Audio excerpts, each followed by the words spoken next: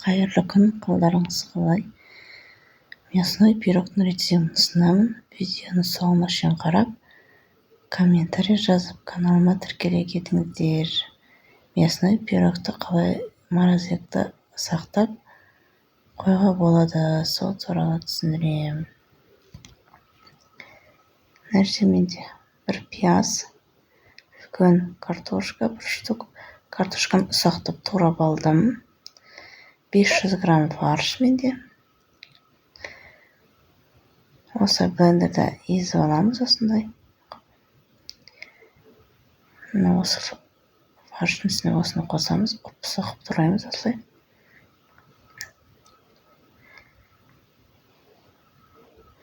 Енді пиязды қосамыз. Чеснокты қосуға болады, по желанию. Дәміне қарай бұрыш тұз қосамыз.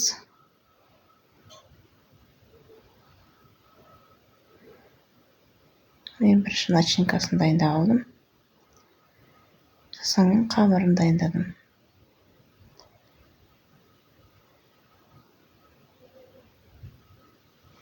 Енді жақсылап араластырамыз, мыжғылап. 5-10 минут араластыру керек. Сонда начинкасы дәмді болады.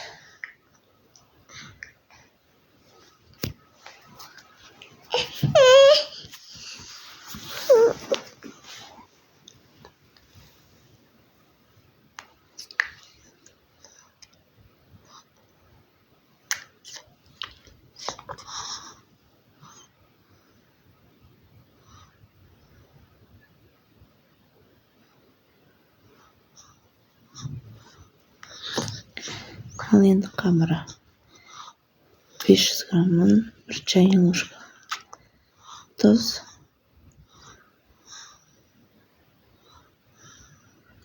араластырып аламыз. Маргарин қосамыз.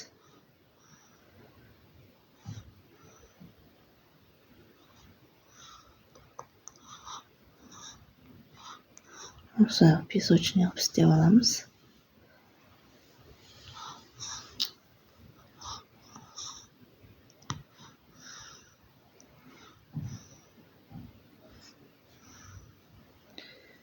Осылай әдемі болып шығады.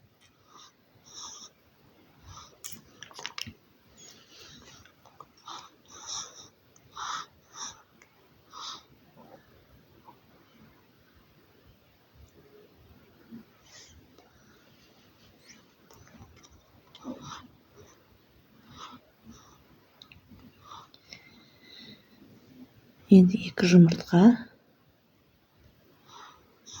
100 грамм қаймақ қосамыз, магазиннің 15-20% қосамыз. Өте керемет болып дәмді болып шығатын пирог. Тауықтың етімен де жасауға болады.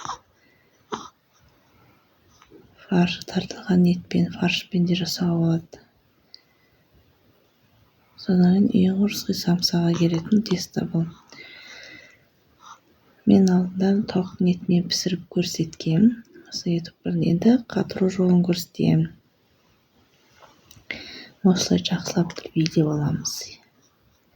Үйін қандырып.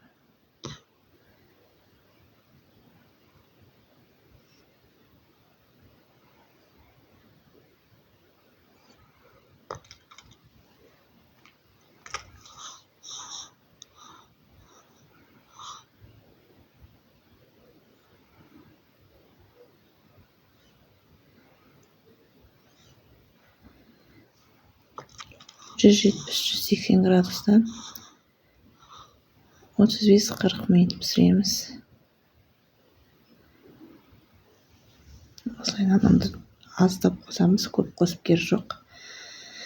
Қамыр қатты болып кетсе, қатты болып кетеді. Сондықтан да қамыр орташа жұмсақтау болу керек. Қатты болса, қатты болып кетеді піскен кезде. Сондықтан жұмсақтау алып, осылайынан жайып аламыз да оқтаумен. Менде мына жерде 30 сантиметрлік.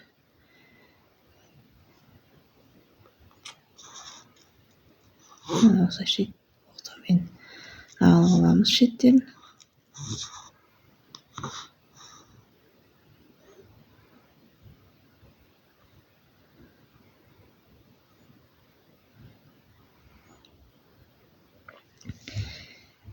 Енді начинкасын саламыз.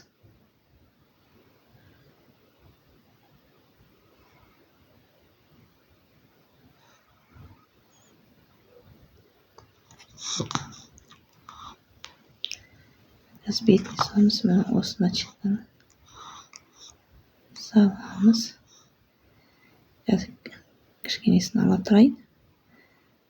Осылайынан жазып қолмен осылайынан жазып, жетпеген жеріне осылайынан қосамыз түгел.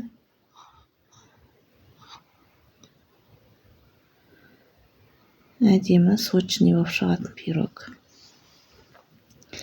Қонаққа сатуға келеді. Әсіресе сатсаңыздар, осылайынан істеп, бетін бәрін әдемілеп, қатырып, содан кейін формасынан алып,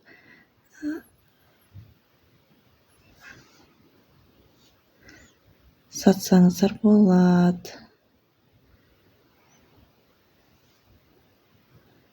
Пергаментный қағаз болады. Сонымен мына осылайынан жаңағыдай шиыршықтап алдық. Осылайынан өреміз шеттерін әдемілеу үшін. Өздеріңіз қалауларыңызша әдемілеуге болады.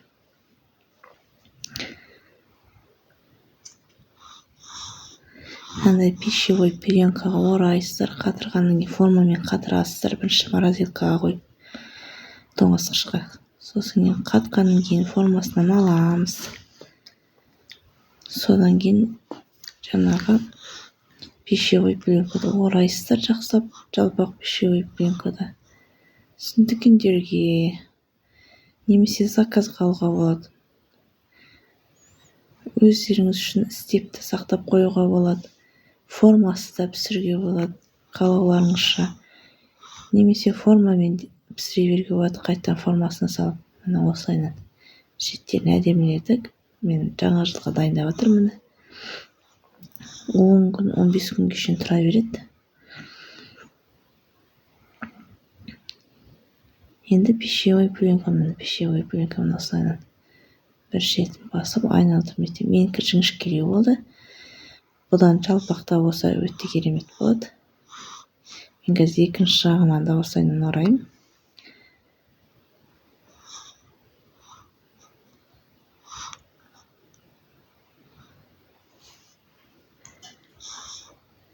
Алдында куриный пирог істеп пісіргем. Сол видеоны көрсеңіздер болады. Сол сияқты пісіреміз мына осы пирогта.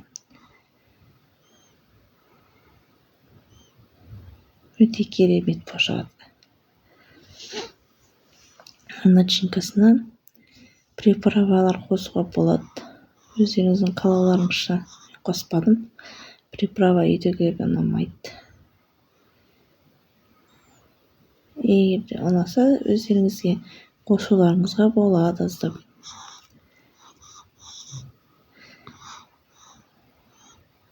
Осылайынан шықты. Мен де астына осылайынан.